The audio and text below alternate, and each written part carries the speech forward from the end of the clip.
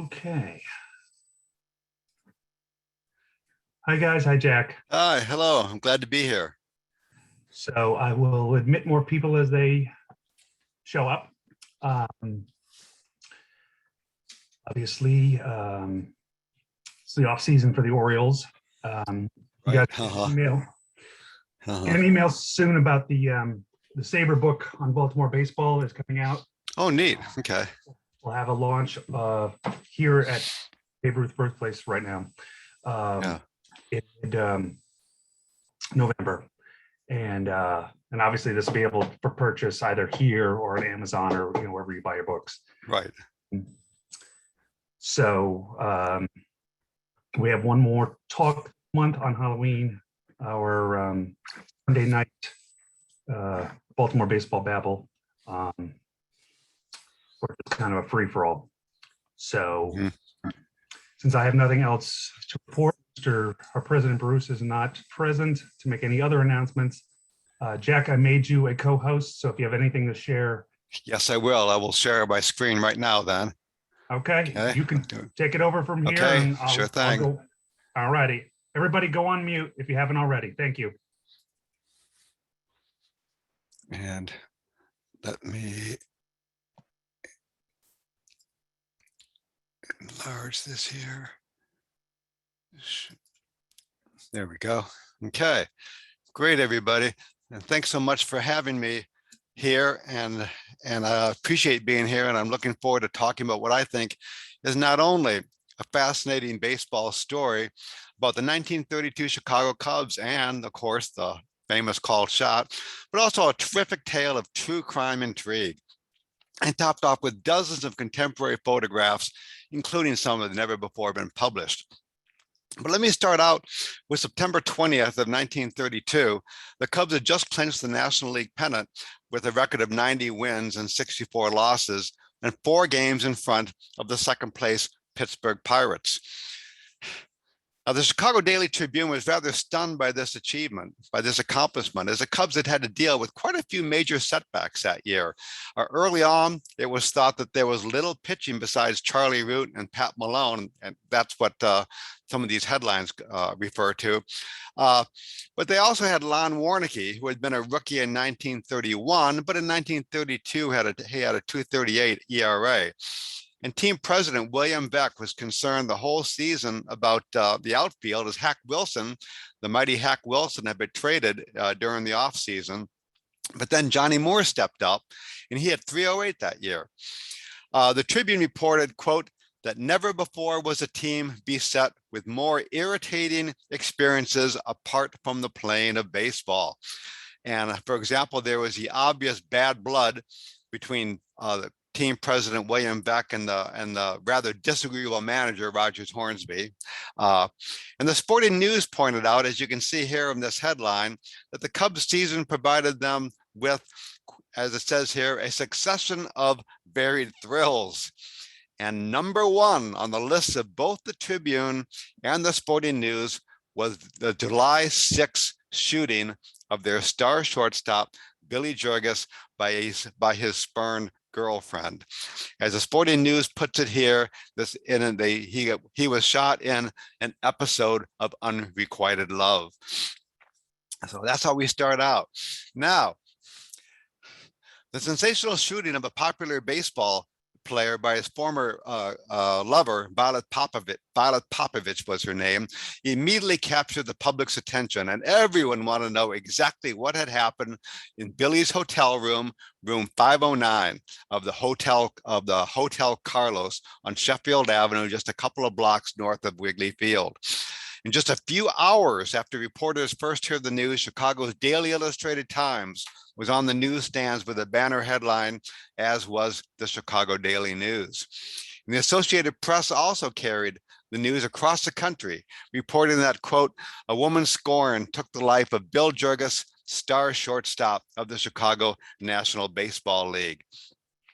Now, while working on a previous Cubs book, I'd read about the shooting incident in a few Cubs histories, but the authors provided little bit of cursory information, a few comments here and there. And since I felt that the story made the Cubs season particularly intriguing, I set out to find additional details about this dramatic confrontation in Billy's hotel room.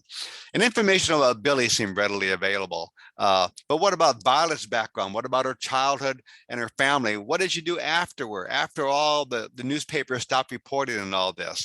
And of course, what happened to the Cubs and the rest of the 1932 season? Naturally, as the season made more dramatic by Babe Ruth's home run in the World Series. Now, newspaper articles provided both day-by-day coverage and interviews with Billy, Violet, and also others, such as the baseball players who aided him in his hotel room after he got shot.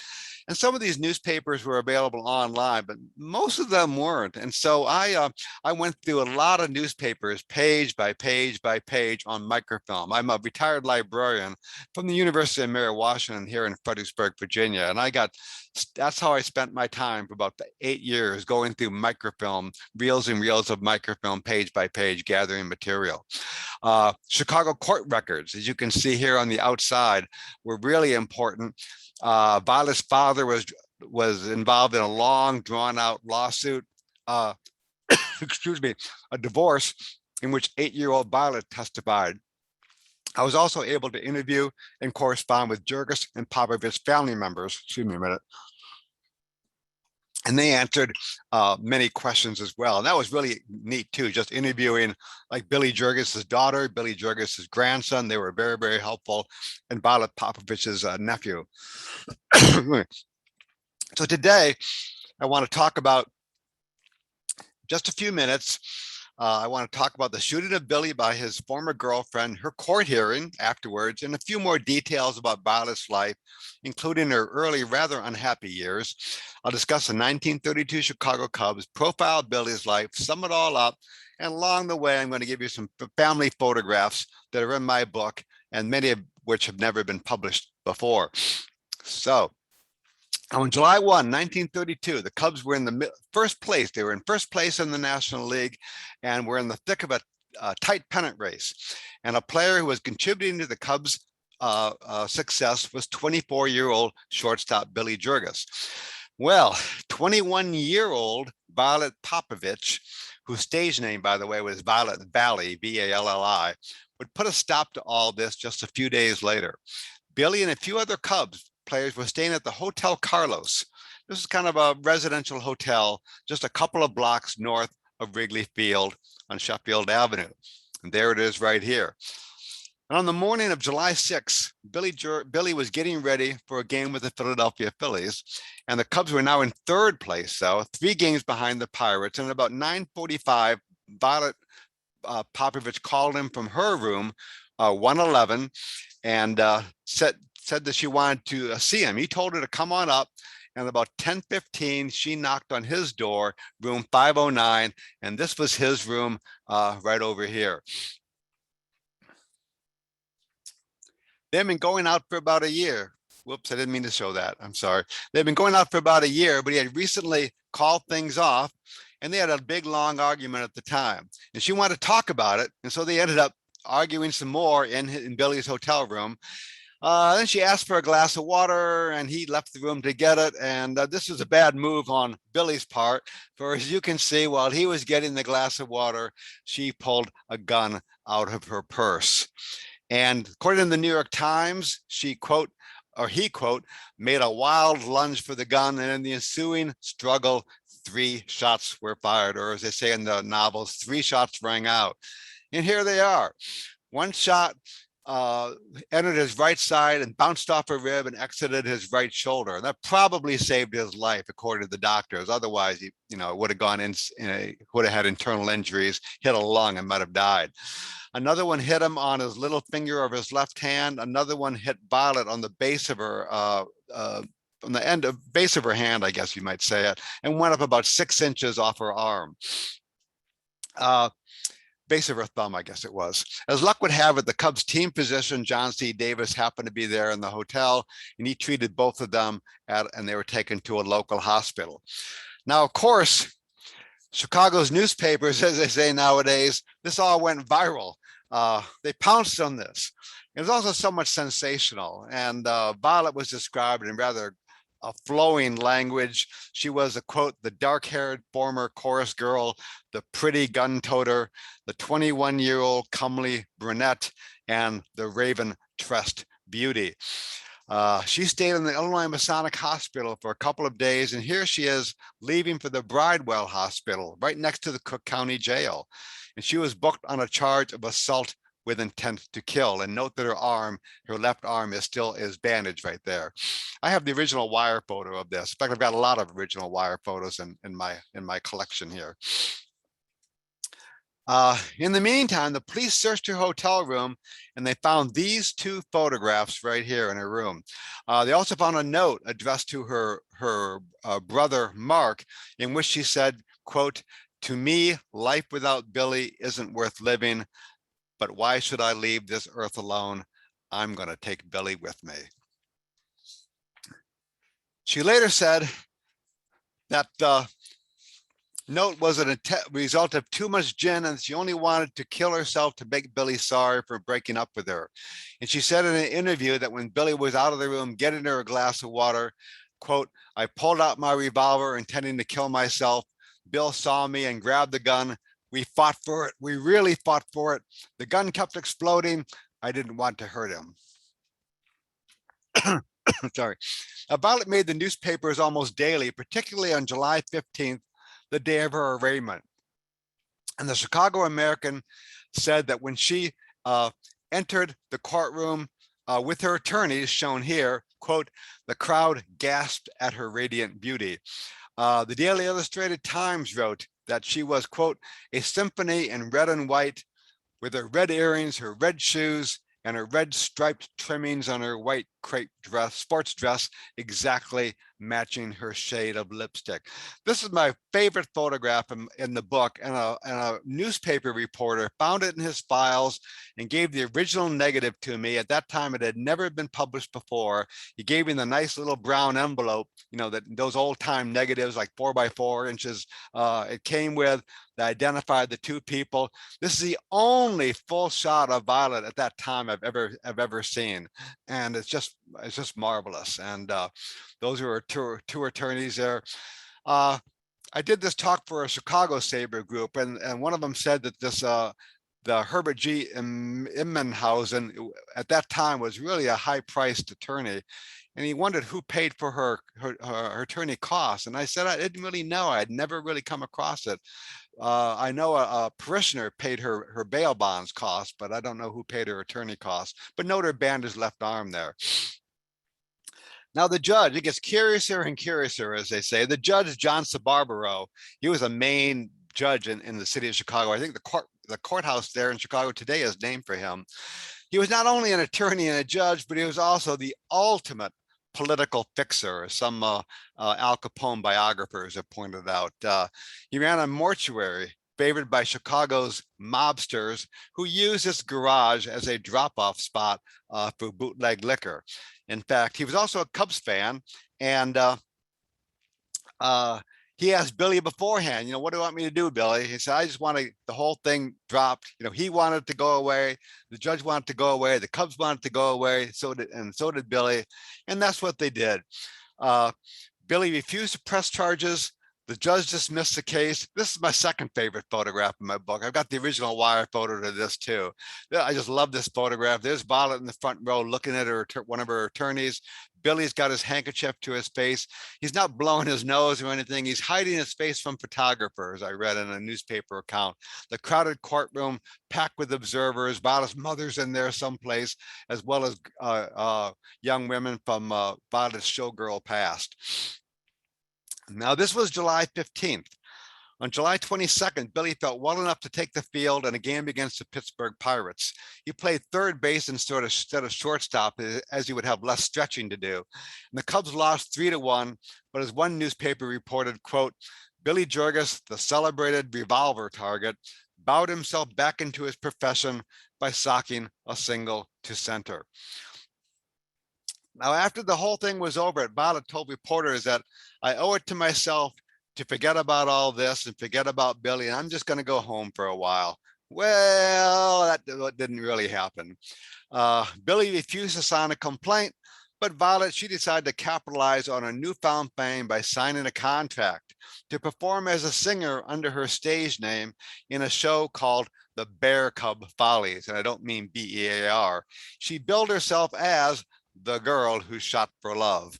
Now, the State Congress Theater was a burlesque club on South State Street in a real seedy area known for its rundown rooming houses and hotels, its rather dingy saloons, its pool halls, and its burlesque theaters. And this one was probably one of the best known.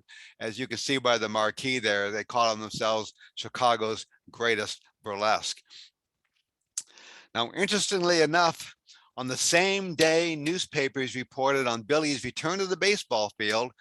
That was July 23rd. The newspapers reported that Violet returned to the stage as a singer, and management did its part to attract an audience by booking some, quote, Bear Cub girls as her opening act. You can't make this stuff up, everybody. I love this ad. This ad's in my book. I can't, again, I went through all the newspapers page by page, and I got, Chicago Record Examiner. I hadn't even heard of this until I noticed that this was a Chicago paper at that time. I got it on microfilm, and this was there on the day she made her debut. I was fortunate enough to find a detailed review of her show. That was my whole thing. It's like, what did she do in her show? I mean, did she just sing? Did she take off her clothes like the other girls? What did she do? What was the burlesque act all about? And everything. And I finally found this marvelous review in the Chicago Daily News. We detailed exactly what went on in a burlesque show. Violet was a singer, much to the people's disappointment who can't come to see her, do other things.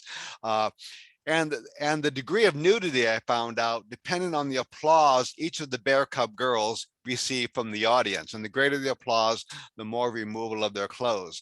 In fact, I liked the review so much, I reprinted it in my book. It was written by a guy named Lloyd Lewis, who was a very, very well-respected drama critic and Daily News editor at the time. He hobnobbed with politicians. He lived in a house designed by his pal, Frank Lloyd Wright. He's really a big mover and shaker. There's a whole entry on him in the Encyclopedia of Chicago. Now, Violet's nephew told me, and I found out that this show didn't run for very long, and he told me that her career didn't take off and that her lack of success may have stemmed from her lack of talent. As he said, quote, she liked to sing, he told me. That is, she tried to sing.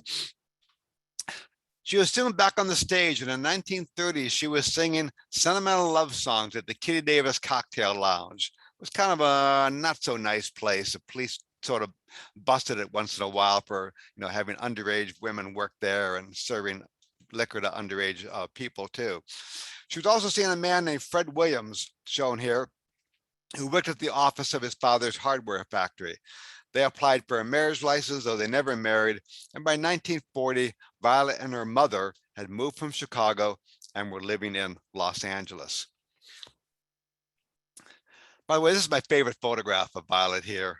She looks so sweet and innocent, who knows, just a few years later, she be packing heat, in Billy's hotel room, but I've always liked this photograph. But anyway, a few years ago, Violet's nephew, a guy named Mark Prescott, the son of her brother, Mark, learned of my research, and he contacted me, and he offered me family photographs, family insights. I talked to his cousin too. And with some more research, additional details emerged about the sad, strange saga of Violet Popovich. And these details also provided insights into what actually led to her decision to go to Billy's hotel room and pull a gun out of her purse. Here's Violet's family here.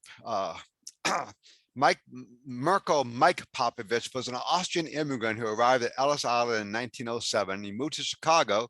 In 1910, he married another Austrian named Margaret Heindel. He was an electrician by trade. They had 4 children, of which Violet was the oldest, born in 1911. The marriage was not a happy one. When Violet was only 10 days old, her father started beating her mother, giving her black and blue eyes. The couple got divorced, in fact, in 1920 on the grounds of extreme and repeated cruelty. In fact, 8-year-old Violet even had to testify at her mother's divorce hearing. Child support was slow in coming despite Michael Popovich's steady income as an electrician. And for a few years, Margaret was forced to have her children stay at the Ulick Children's Home in Chicago, run by the Lutheran Church. Now, Violet said in interviews that she was married at age 8 at a young age, but that it was a very short marriage. She told in an interview, "I was unhappily married at 18, one of those puppy love affairs with a schoolboy. I never lived with him, and we were divorced 6 months later." Right after a divorce, she enrolled in a dancing school, and in early 1930, she joined the chorus of a Chicago production of Vanities, which was an annual musical produced by the well-known New York showman Earl Carroll. At that time, he was famous, very famous for his elaborate shows, his scantily clad showgirls. The Souvenir pamphlet here notes that the show was, quote, America's greatest review, and his motto was, "Through these portals pass the most beautiful girls in the world." A year later, the summer of 1931, she met Billy, and as she said in an interview, quote, "Bill is a boy and 100,000 for me. I met him at a party, and if it wasn't love at first sight, it was certainly a second." A year later, the two of them had their dramatic meeting at the Hotel Carlos, July 6, 1932.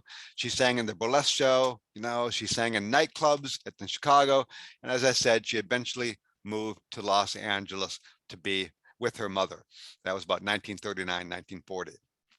We'll continue with Violet, but let's get back to the Cubs and Billy for a little bit. And there's their Cubs infield at that time: Woody English, Billy Herman, good old Charlie Grimm, smiling Stan Hack, and Billy Jurges. Billy rejoined the team on July 22nd, and after their loss to Pittsburgh that day, they found themselves 3.5 games behind the league-leading Pirates. And everyone was under a lot of stress. And on top of that, there were all these whispered comments within the Cubs organization that were centered on the obvious animosity between Cub president William Veeck, father of Bill, Beck is in Iraq, Bill Beck, and their manager, Rogers Hornsby.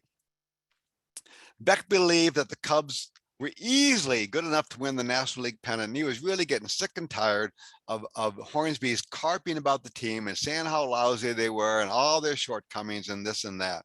And the players, too, had little use for Hornsby. Future Hall of Famer Billy Herman, the second baseman, he said he was one of the greatest. He said that Hornsby, quote, was one of the greatest hitters that ever lived, maybe the greatest, but he never talked hitting with us. He just expected you to go up there and do it. Things continued to get worse. A loss to the Brooklyn Dodgers on August 2nd put the Cubs 5 games behind the Pirates.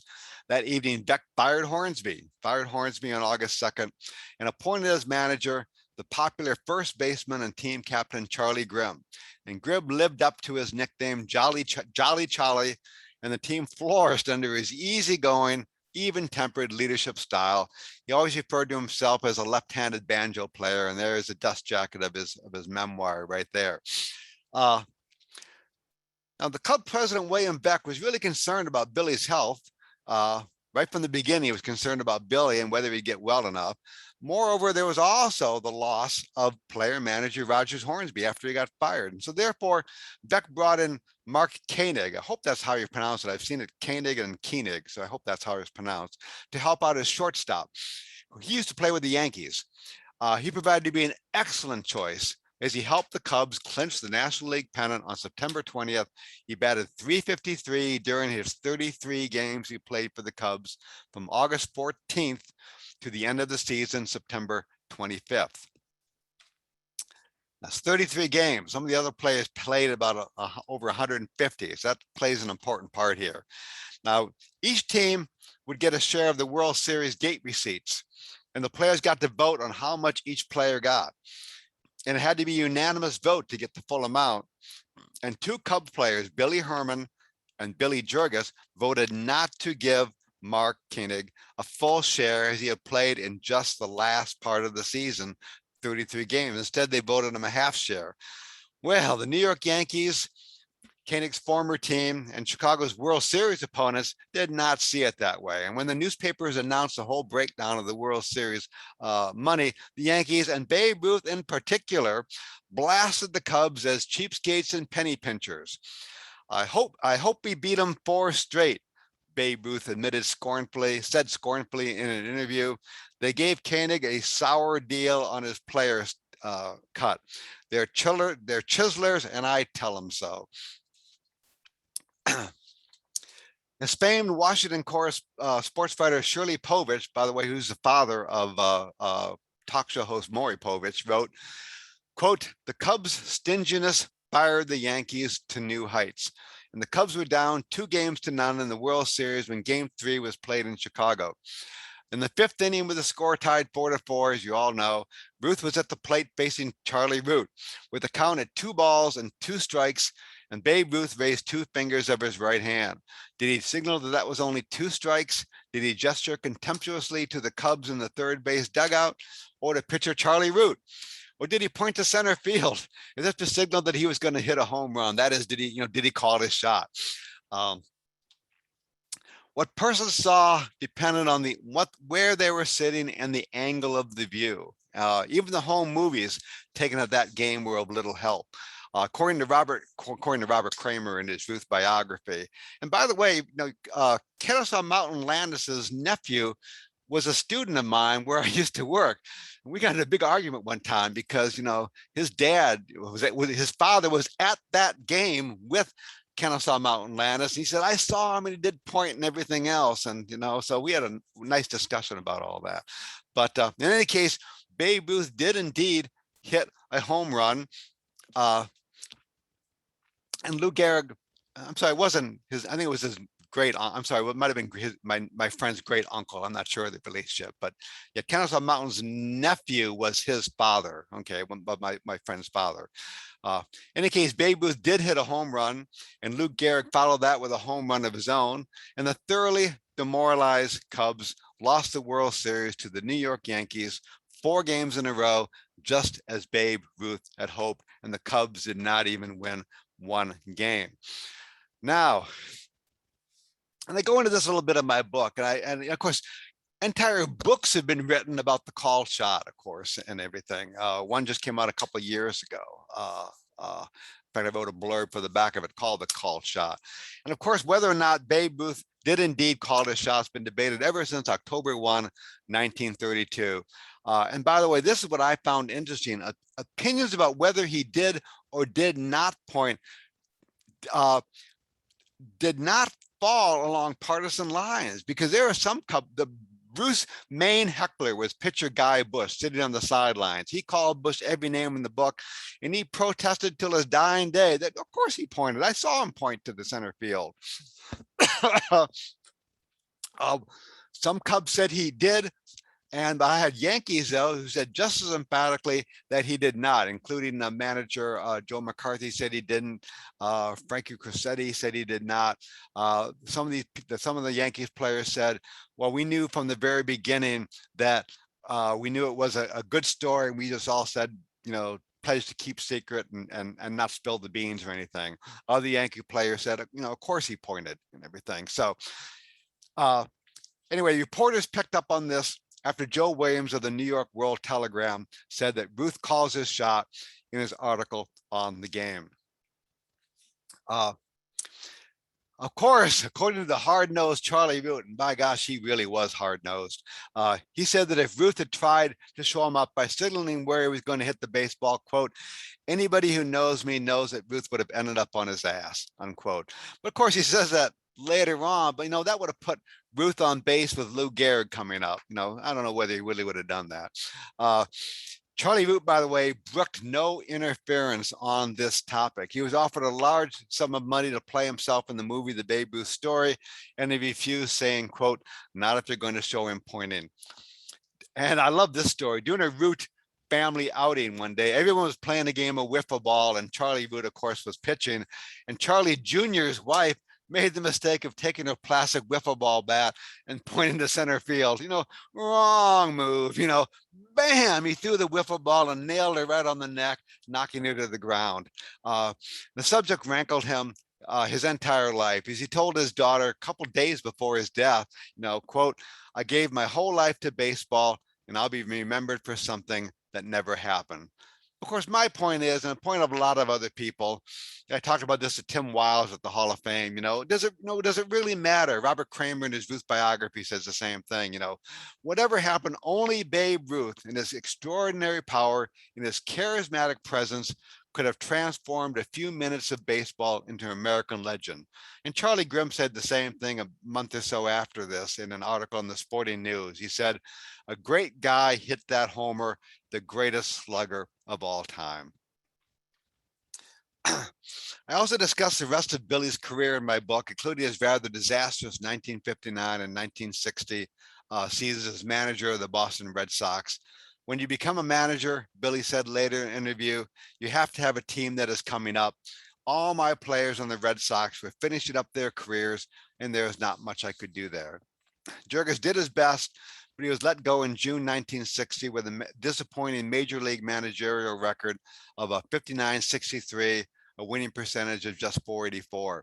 He finished his career as a very well-respected baseball scout and instructor. He quit the baseball life in the late 1980s to take care of his ailing wife, Mary, who died in 1984. Several years later, Billy remarried, and as he put it, he and his wife Phyllis, quote, enjoyed the good life in Lago, Florida. There's a park near his house. They play horseshoes and pinochle, and they would dance. Excuse me just a minute. They traveled together. He would visit with ball players who lived nearby, and they socialized with former teammates at various baseball functions, such as this one right over here. Although Billy was not a powerful hitter, he compensated for that with his solid defensive skills. In fact, during his 17 years in the major leagues from 31 to 47, he led the National League shortstops and fielding percentages 4 times, 1932 and 35, 37 and 39, and once in double plays term, which is 1935. He batted .258. He's not a powerful hitter. He batted .258 in 1,816 games, and he got 1,613 hits. As he said later on in life, Cubs, Giants, good year or bad year, I've never failed to do my best to play out to the limit. Baseball has done well by me. I've done all I could for baseball. He was diagnosed with cancer in 1991. He entered the hospital in early 1997, and he died a few weeks later on March 3rd at age 88. I love these photographs. These are among my favorite in the book. As I said, by 1940, Violet and her mother, Margaret Heindel, had moved from Chicago and settled in Los Angeles, California. Violet always considered herself a professional singer, even though her nephew said that she wasn't really much of a singer. And she soon had photographs taken of herself by a professional photographer to try to get back on the stage. And here are some of these photographs she had taken. Unfortunately, despite these glamour shots, she saw few opportunities for launching a West Coast singing career. And I love those, that shorts and that cape. That's a neat photograph there. Now, Violet was a city person, and her 1947 marriage to Charlie Retzlaff, a prize fighter from Duluth, Minnesota, was probably doomed from the start. He was known as the Duluth Dynamiter, and was regarded as a good fighter, that is, until he met a young boxer named Joe Louis, who in 1936, who just kind of happened to knock him out in the first round. Violet's marriage to Charlie Retzlaff did not last long, but they did not divorce, and they remained friends. Mark Prescott told me that they had Thanksgiving dinner with Violet and Charlie, Violet and Charlie had Thanksgiving dinner with him and his parents. When Mark said he was 12 years old, and Violet cheerfully announced that she and Charlie had spent the day sunbathing nude. And he said that comment did not go over well with his father. And what did Mark say? Words went flying. Charlie was embarrassed. I was embarrassed. And, it kind of put a damper on the meal for a little bit. She was certainly not at a loss for male companionship.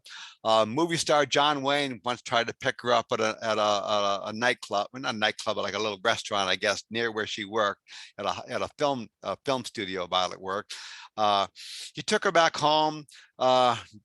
he hoped to go inside for a while and stay, but Violet's mother happened to be up, waited up for her, and he kind of had to drop her off at the curb, so to speak.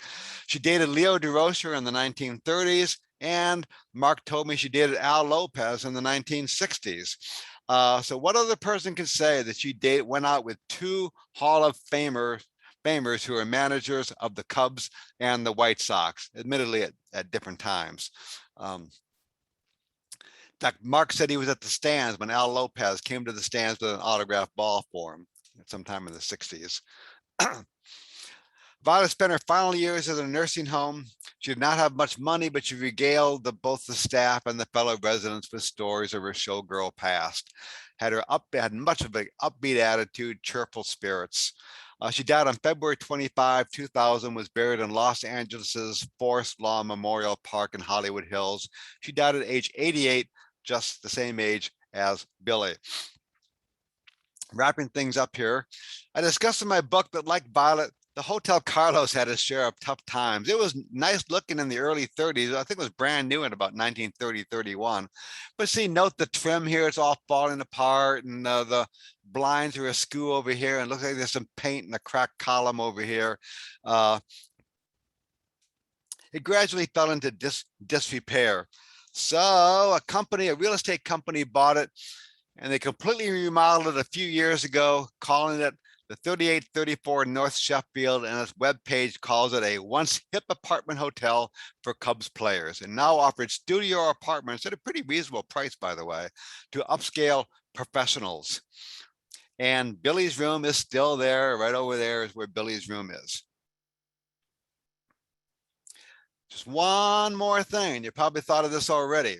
In 1949, 19-year-old Chicagoan Ruth Ann Steinhagen, who had, to quote the New York Times, a twisted fascination with former Cub and then Philadelphia Philly, Eddie Wakus shot him in his hotel room at Chicago's Edgewater Beach Hotel.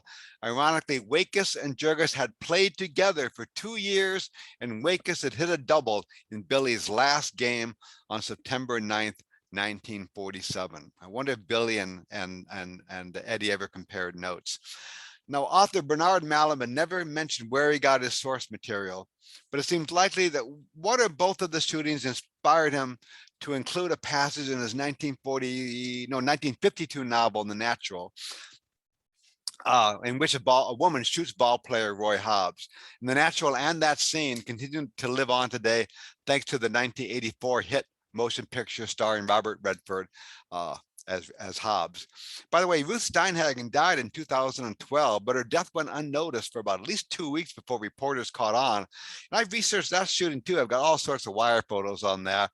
And I tracked her down and contacted her. I contacted her several times, even had her phone number, but no way did I want to ever call her. But the author of the Eddie Wakus biography, went up to her porch and spoke to a woman, but he said in his book he didn't know whether that was Ruth or Ruth's sister, because both of them lived in the same house.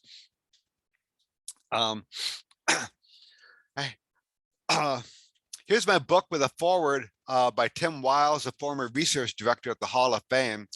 And I always say it, I had book plates professionally made with this image on them, and there's that famous courtroom scene in Billy and Wrigley Field, and there's the hotel and everything. So if anybody ever buys it, I say, well, just email me and I'll be glad to send you a signed book plate to put in the book and everything. Now let me end on this on something of a light note. I've enjoyed all this research and writing a great deal and had a great time immersing myself in newspaper articles, talking to Violet's nephew, and talking to Billy's daughter, and talking to Billy's grandson. In fact, I asked Billy's daughter point blank if she ever knew of the shooting, or if when she was growing up, and she said that she was familiar with it, but she said, quote, "It was never talked about in our house, never." So some years ago, I decided to I was so into this, I decided to make Violet a part of my family Christmas card with me and my son and my daughter.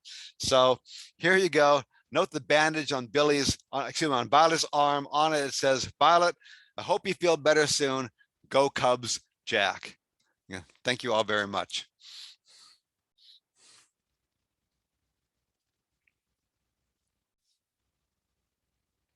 Thank you. Thanks, everybody. Thank you very much.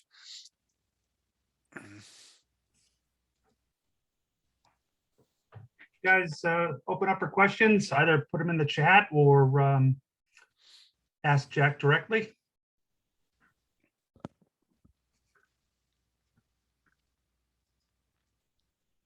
Hey, Jack, how long did you spend working on this? About a good 8 years, really. Yeah, it really took a long time. Sorry, my camera's up here, but I see you guys over here, so I was looking over there. I was working at the time. I'm retired now, but I was working back then. I had pretty much, I had a full-time job. I have 2 children. They're grown now, of course, but and so I can only do this part-time. But like my colleagues in the library, and in fact, the book is dedicated to all my friends at the university because they helped so much, and they kept the microfilm machines humming all the time. And I would call some people, even on a Sunday morning. They said, "Jack, call me anytime. I'll help you fix the microfilm machines." But I had stacks of microfilm. I went through stacks and stacks of microfilm because some of the stuff just wasn't available online. And I interviewed people. But and then I read books and everything else. And I just wanted to only cite the primary research. I had a researcher in Chicago who was absolutely marvelous. There's no way I could have run down all these Chicago court records. And she was an expert at this stuff. And the amount of money I paid her to help me out was just, well worth it, because she found all the stuff about the lawsuits that I talk about and the divorce and everything. And she knows her way around the courtroom records. So then that's what took so long too. I had so much to do, but it was just a labor of love. I just got so into it so much. Chicago Cubs historian Ed Hartig helped a lot. I emailed him a lot and everything. In fact, it was Ed.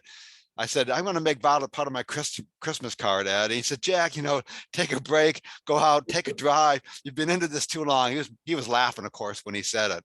I go out, get a drink, and everything.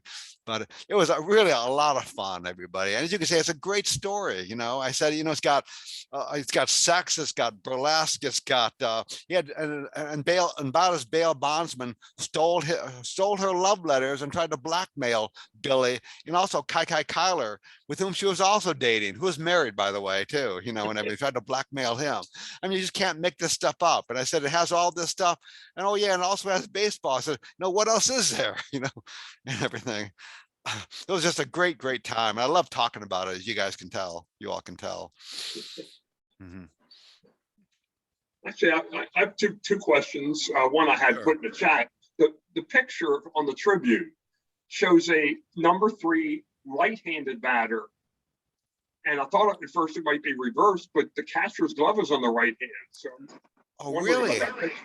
I just put that up there this morning. I wanted something else on that slide. I didn't even notice that, and everything. I'll go back. Yeah, I don't really know. I just saw that online. So, well, that looks like a neat picture to put, and I didn't think much about it. So thanks for pointing that out. Yeah. Oh my gosh.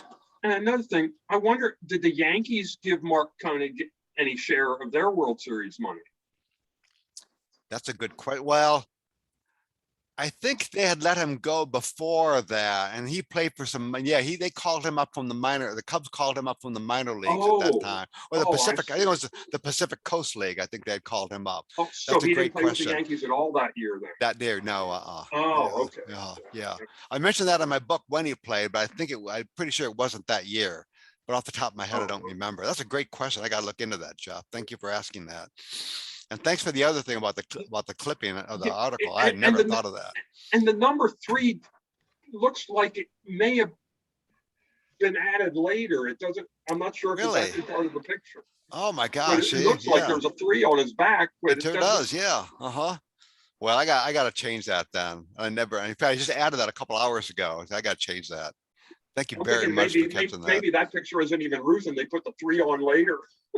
You're right. That's what I'm thinking of. Yes. Yeah. Jack, I have a question. Sure, Tom. I'm Tom Steach. I'm on a committee that's trying to start and create a Croatian American Sports Hall of Fame. Mm-hmm. For example, Roger Maris, Mickey Lolich, people like that. Famous Fritzy Zivik, who's a welterweight champion of the world in the early 40s. Now, Violet Popovich intrigues me. Now, the Popovich name is a common Slavic name I know Croatians were named Popovich, Serbians, Russians. Now, usually when you immigrate from Austria, Croatia was part of Austria back then.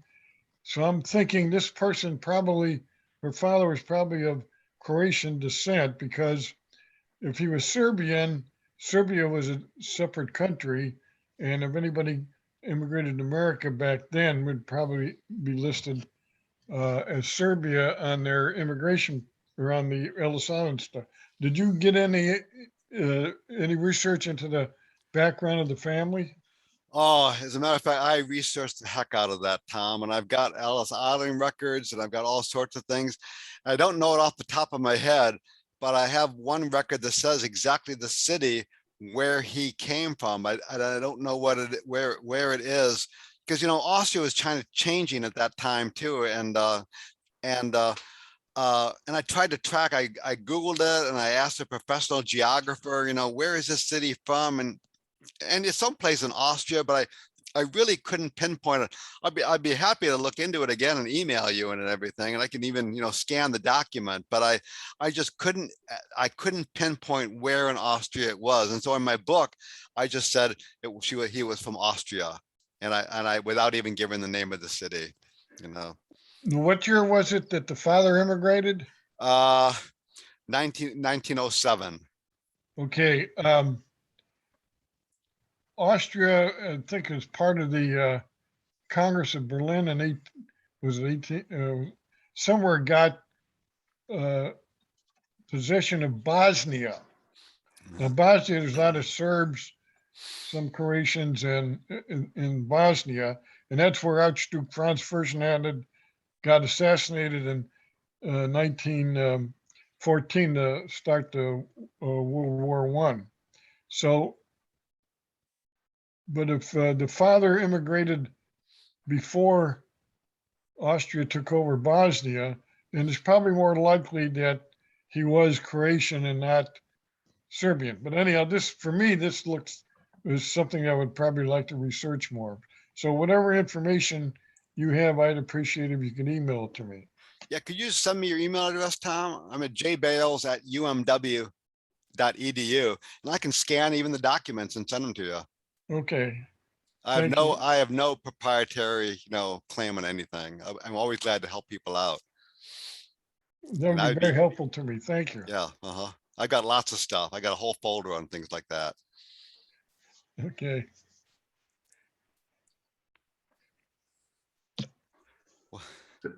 Jack, are you a Cubs fan?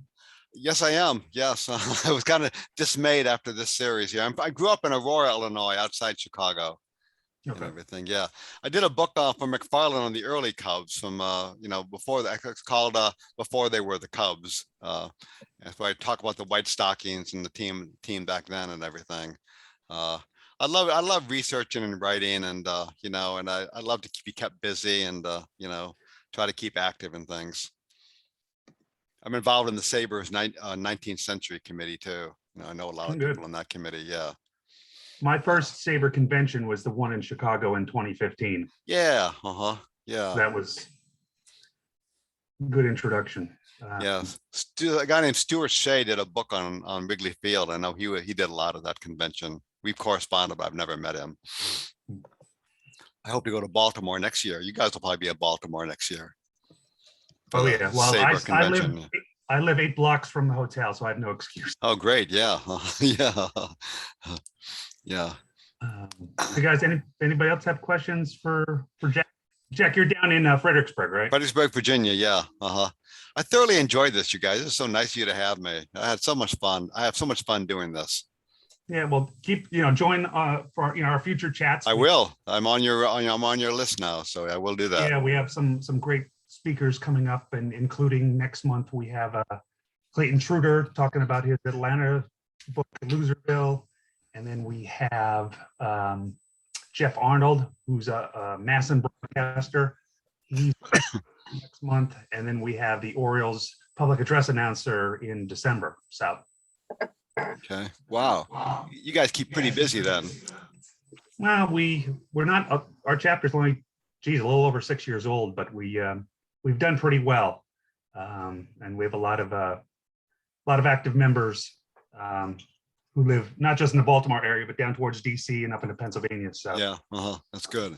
we're pretty lucky, and we're happy, obviously, that the headquarters chose us for the convention, even though it'll be delayed by 2 years. Yeah. Yeah. I like the idea of these lunch meetings too. So you don't really, you can get a lot, you can spend your lunch doing this and then have the rest of your day to do what you want or go back to work, whatever. Right. Yeah. Well, when we go, hopefully next year by February, we're going to do hybrid. We'll still do the Zoom portions, but those who come to the lunch meetings here at the birthplace, down in the basement, or out on the patio in the summer. And we hope to get back to doing that once the societal rules are relaxed enough. Right. So. Possible we'll still do Peabody Live. I think we'll go back to Peabody too. People are going now, but nobody's there broadcasting. So, yeah, hoping after SABR Day will be at the end of January. The Nationals hoping to do hybrids after that. Yeah. So, because next March will be 2 years since the pandemic started. So, Right. if you can believe it. Are the January SABR days on? Are they really going to go through with it for physical meetings? Both Baltimore and Washington are planning to do physical meetings as of this point.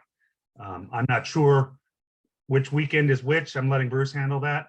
But yeah, we'll probably do ours on a Sunday at Peabody because it's closed on Sundays, but they'll open for us.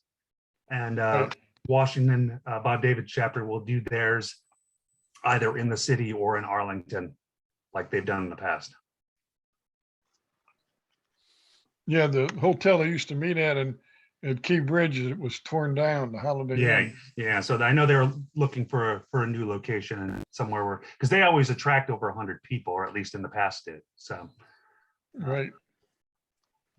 we'll keep you guys appraised. I'm at least for our chapter. I probably send out more emails than I should, but at least you're in the know. So, We appreciate well, it. thank you, Jack. I think I'm going to pick Thank you, that up guys. probably, down the line. I'm Okay. backlog, and as you guys know, this will be out in the very near future. 54 contributors, I think, to the Baltimore Baseball. Wow. You'll probably get an email from SABR when you can download the PDF for however your electronic version. It is all available on Amazon now. I don't know how long it takes if you order it. But since I was a contributor, they sent me an advance copy. I think Jeff got one too. Yeah, I got one too. Yeah. If you So do get my it's book, in- just send me an email. I'll be glad to send you a signed book plate with the cover on it and everything on the book, on the book plate. I do that a I lot. might hold off and have you sign it officially next summer. So Well, I'll probably be in there in Baltimore too. Yeah. Okay. that's I've learned to do that at conventions. I've taken Mark Armour, John Thorne, anybody who Oh can yeah, sure. bring a whole bunch of books up and get them in person. So, Yeah. well, I'm headed to a medical appointment, so unless there's any more questions, I guess. Thanks a lot, you guys, again for having me. You Yeah, made Yeah, we'll my see day. you Yeah, really Halloween enjoyed that. night Thank if you're you. not handing Yeah. out candy. See you Yes. on the Thank you 30th. very Okay. See you much. later. Thank you guys. Bye, guys. Goodbye. Yeah.